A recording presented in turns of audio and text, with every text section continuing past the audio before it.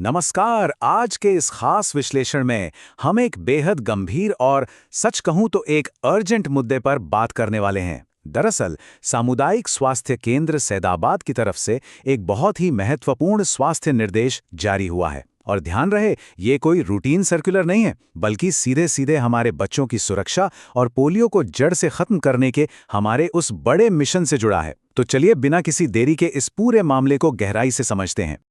अब जरा एक बात सोचिए, अगर किसी बच्चे में अचानक से कोई शारीरिक कमजोरी आ जाए तो वो कितनी गंभीर बात हो सकती है।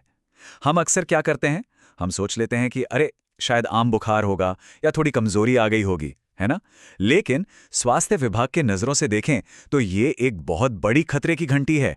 जी हां, ये पोलियो जैसी खतरनाक बीमारी की वापसी का एक बहुत बड़ा संकेत हो सकता है। तो इस महत्वपूर्ण विश्लेषण में हम मुख्य रूप से 4 चीजें कवर करेंगे। पहला, हम जानेंगे कि ये एएफपी आखिर है क्या। दूसरा, इसके मेन लक्षण क्या है। तीसरा, हमारे स्वास्थ्य कार्यकर्ताओं की इसमें क्या भूमिका है। और आखिर में तुरंत रिपोर्टिंग करने के क्या निर्देश दिए गए हैं। चलिए सबसे पहले भाग से शुरुआत करते हैं, जो है एएफपी की परिभाषा। आखिर ये मेडिकल टर्म क्या है, इसे समझते हैं।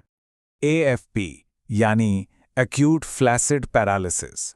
अब इस भारी भरकम मेडिकल टर्म को अगर हम बिल्कुल आसान भाषा में समझें, जैसा कि आधिकारिक लेटर में भी लिखा है, तो इसका मतलब है अचानक आया लंजपुंज पक्षाघात। इसका सीधा सा अर्थ ये है कि अगर कोई बच्चा अचानक से शारीरिक रूप से बिल्कुल ढीला पड़ जाए या उसका कोई अंग काम करना ही बंद कर दे।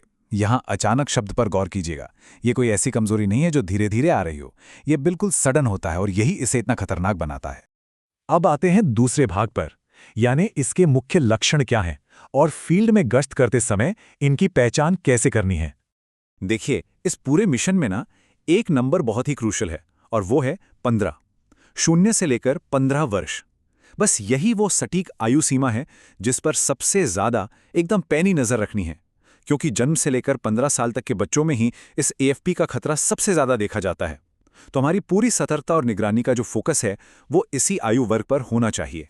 फील्ड में काम करते वक्त दिमाग में एक बिल्कुल क्लियर चेकलिस्ट होनी चाहिए। पहला और सबसे बड़ा लक्षण तो हमने बात कर ही ली, अचानक शरीर का ढीला पड़ जाना या किसी अंग का काम करना बंद कर देना।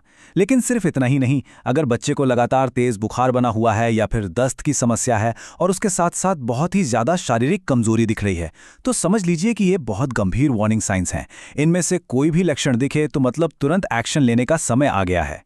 चलिए अब तीसरे भाग की तरफ बढ़ते हैं, स्वास्थ्य कार्यकर्ताओं का एक्शन प्लान। मतलब जमीनी स्तर पर आशा और एएनएम कार्यकर्ताओं की क्या अनिवार्य जिम्मेदारियां तय की गई हैं।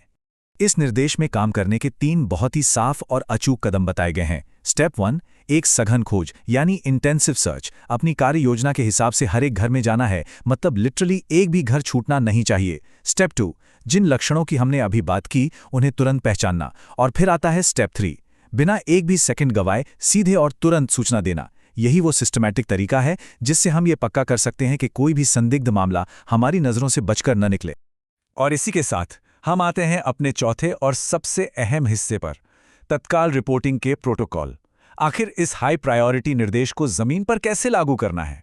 यहाँ सबसे ज्यादा ध्यान देने वाली बात यह है कि जैसे ही इन लक्षणों वाला कोई बच्चा, भगवान न करे, अगर मिलता है तो उसकी रिपोर्ट बिना किसी भी देरी के सीधे अधीक्षक सामुदायिक स्वास्थ्य केंद्र सैदाबाद को करनी है। मतलब बीच में कोई वेटिंग नहीं, कोई लेट लतीफ़ी नहीं। इस पूरे काम को एकदम टॉप प्रायोरिटी पर रखा गया है, क्योंकि जैसे ही रिपोर्ट मिलती है तुरंत मेडिकल एक्शन लेना होता है। सच मानिए, यहाँ घड़ियों की सुइयों के साथ रेस होती है। एक एक मिनट बेहद कीमती है।